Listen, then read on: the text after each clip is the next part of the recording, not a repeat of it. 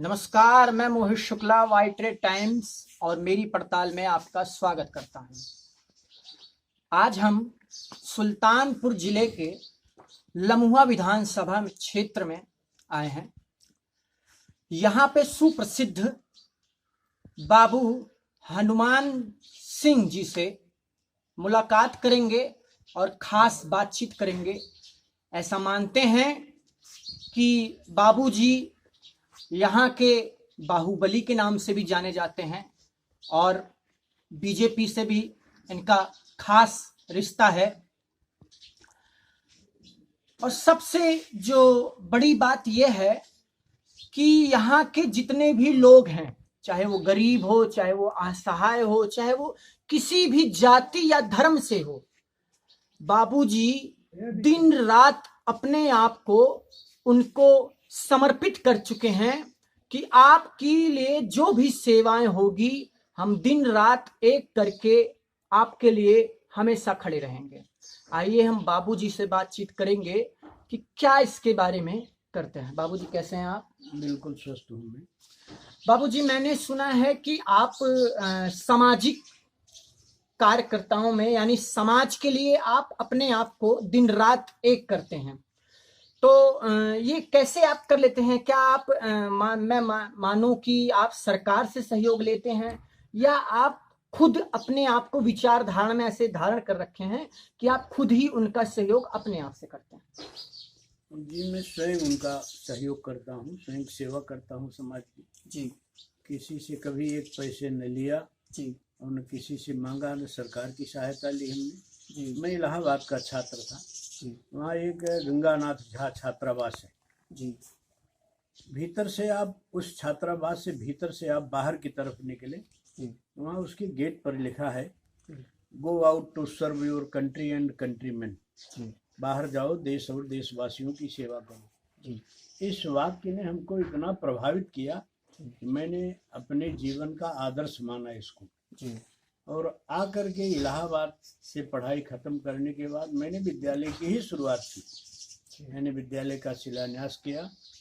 आज वहाँ inter college है, 4 डिग्री कॉलेज चल रहे हैं और हर प्रकार से अपनी ऊंचाइयों को छू रहा है विद्यालय हमारा। समाज सेवा में कोई भी ऐसा पक्ष नहीं, कोई ऐसी जाति धर्म की बात नहीं है, कोई व्यक्ति ऐसा नहीं है जिसकी आगे बढ़ करके मैं सेवा नहीं करता।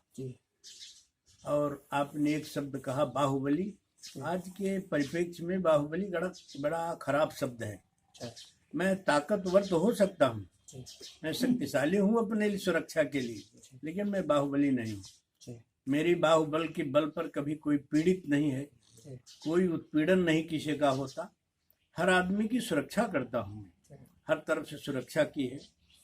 हर पक्ष, जीवन में जितने पक्ष होते हैं मानव जीवन के, सबको मैंने बखूबी जिया है। आप मुझे शिक्षाविद कह सकते हैं। जूनियर हाई स्कूल से लेकर पोस्ट ग्रेजुएट कॉलेज तक मैंने चलाए हैं। कई कॉलेज चलाए हैं। तमाम कॉलेज ऐसे हैं जिले में जो मेरी ही प्रेरणा से खुले हैं और आज वो ऊंचाइयों को छू रहे हैं। तो शिक्षाविद कह सकते हैं। 2 बार मैं यहाँ भाजपा से चुनाव लड़ चुका हूँ, मुझे राजनेता भी कह सकते हैं। इस प्रकार से पूरा सामाजिक जीवन मेरा यही रहा। मुझे गांव में रहना पसंद है। मेरे मकान लखनऊ में भी है, सुल्तानपुर में। बाबूजी, मैं एक बात आपसे रखूंगा कि अभी इस टाइम पर किसान आंदोलन चल रहा था, तो क्या ये आपके नजरिए से अगर देखा जाए तो क्या ये किसान आंदोलन सही था? किसान अपने तरह पे सही थे या सरकार में? देखिए, किसान तो गलत हो ही नहीं सकता। जो किसान बिल है वो किसानों के लिए ही बना है। जो किसान अपने नजरिए से अपनी खेती को देख सकता है, कैबिनेट में बैठे हुए लोग उसको नहीं समझ सकते, तो उनकी राय तो लेनी ही चाहिए थी। उनके प्रतिनिधियों को बैठाना चाहिए था, उनकी राय लेकर के। फिलहाल ये सरकारी मामला है, अब सरकार क्या सोचती है इस पर, लेकिन हम किसानों के पक्ष में हैं। अच्छा, मैं एक बात और रखूंगा कि आप किसानों के लिए किस किस हद तक क्या क्या व्यवस्थाएं अपने ही जिले में या अपने ही क्षेत्र में कराता? लेकिन जो सुविधाएं लोग मुझसे चाहते हैं मैं उपलब्ध कराता हूँ। अभी हमारे क्षेत्र में जब कोरोना का बड़ा प्रकोप था तो मैंने डीएम से आदेश लेकर के वो जो मजदूर सड़कों पर चल रहे थे सबके लिए महीनों लंच पैकेट बंटवाए हैं सबको अपने सोर्सेस से। अच्छा। यह नहीं कि किसी सहायता से चंदा वसूल करके कुछ। मैंने पूछा, उनकी पीड़ा देख करके मैं स्वयं बैठे बैठे टीवी पर देख करके रोने लगा और मैंने डीएम से तुरंत आदेश मांगा। उन्होंने कहा कि नहीं, ये काम करिए। मैंने महीनों लंच पैकेट बंटवाए हैं। तो सहायता और सबकी मदद करना मेरे क्या कहते हैं जीन्स में है, मेरी आत्मा में है कि मैं सबकी मदद करूं। इसलिए तो क्या इसका ये माना जाए कि आप परिवार को ही पूरे जो भी विधानसभा क्षेत्र में जितना आपके यहाँ पर आता है, चाहे वो गांव से हो चाहे वो कहीं से भी हो, तो क्या मैं ये मानूं कि आप उसको अपने परिवार की तरह ही मानते हैं? बिल्कुल, एकदम। मैं शायद अपने बच्चों से उतना प्यार नहीं कर पाता जी। जो बाहर से आते हैं लोग, जितना उनको प्यार करता हूँ जी। उनको सम्मान देता हूँ जी। और जो संभव हुआ उनकी मदद करता हूँ, उनके साथ बैठ के चाय पीता हूँ, वार्ताएं करता हूँ। मैं सबको बड़ा स्नेह देता हूँ और सबको प्यार करता हूँ। बाबूजी, एक बार मैं फिर आपको शिक्षा के स्तर पर लेके जाना चाहता हूँ कि क्या शिक्षा के स्तर पर आपकी क्या विचार रहती है? शिक्षा का जितना विकास हो सके मेरा यही उद्देश्य है बचपन से। शिक्षा को मैंने अपने जीवन का आधार बनाया। शिक्षा से ही जीवन की शुरुआत की हमने और आज शिक्षा की ऊंचाइयों पर है। हमारे पढ़ाए हुए छात्र इसमें आईएएस IPS हैं। हमारा पढ़ाया हुआ छात्र इसमें योगी जी की कैबिनेट में मंत्री है। अच्छा। और हमारे तमाम छात्र रोज आगे जा रहे हैं, कंपटीशन में आ रहे हैं।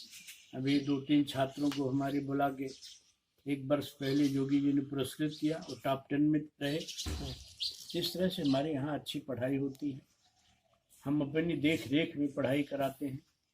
अच्छी व्यवस्था है, अच्छी शिक्षा है, कहीं कोई कमी नहीं है।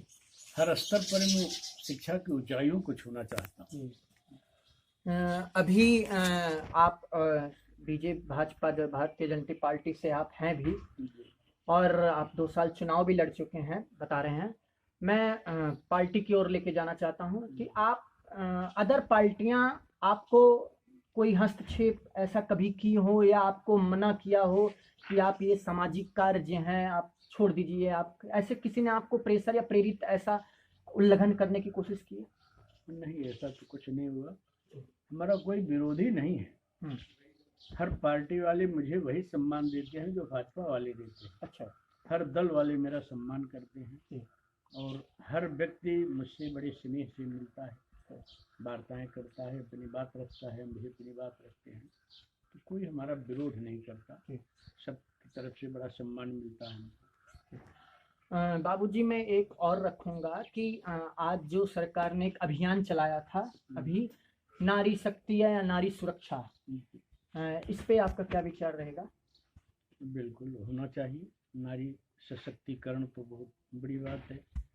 नारी अगर पूरा समाज, नारी समाज जाग जाता है तो देश मेरा बहुत आगे जाएगा। दुगनी गति से अगर पुरुष आगे ले जा रहा है तो नारी लगेगी तो और तेज होगा, विकास होगा देश का, आगे बढ़ेगा देश हमारा। नारियां तो बहुत आगे जा रही हैं। पहले भी हमारे देश में जब दुनिया में शायद नारियों का नाम न रहा होगा जी, तो हमारे देश की नारियां बहुत आगे थी। महारानी लक्ष्मीबाई थी, चाँद बीबी थी, इसके पहले लोपामुद्रा, गायत्री, ये सब वैदिक काल की महिलाएं हैं जो अद्वितीय रही। तो नारी तो हमारे यहाँ सदैव पूज्य रही, सम्माननीय रही, उसका सम्मान होना चाहिए। आगे बढ़ें, देश आगे बढ़ेगा। ये आपने कभी ऐसा नहीं सोचा कि गांव वाले आते हैं मेरे पास, मुझे अपने खुद के भी, अपने आप को पर्सनली अगर हम देखा जाए तो अपने घर गृहस्थ जीवन से भी आप हैं, तो परिवार को आप पहले देखते हैं या आप पहले जो आपके पास आता है आपसे सहयोग मांगने के लिए आप उसको देखते हैं? नहीं, जो सहयोग मांगता है मैं पहले उसको देखता हूँ। अच्छा। ये मेरा उद्देश्य है जीवन का। उद्देश्य का कोई लक्ष्य नहीं बनाया गया, लेकिन आत्मा ऐसे प्रेरित करती है कि नहीं पहले इनकी मदद करिए, घर में सबके लिए पर्याप्त सब कुछ है कि नहीं, इसकी मुझे परवाह नहीं होती। मैं पहले बाहर से आने वालों की मदद करता हूँ जो उनसे कुछ चाहते हैं। मैं एक आपके जो आपका जीवन है उस पे जाना चाहूँगा। क्या आप ही करते थे या मैं ऐसा मानूं कि आपके पहले के कुछ आपके जो दादा या दादी जी थे, जो आपके बुजुर्ग थे, वो करते थे? नहीं, ये तो हमारा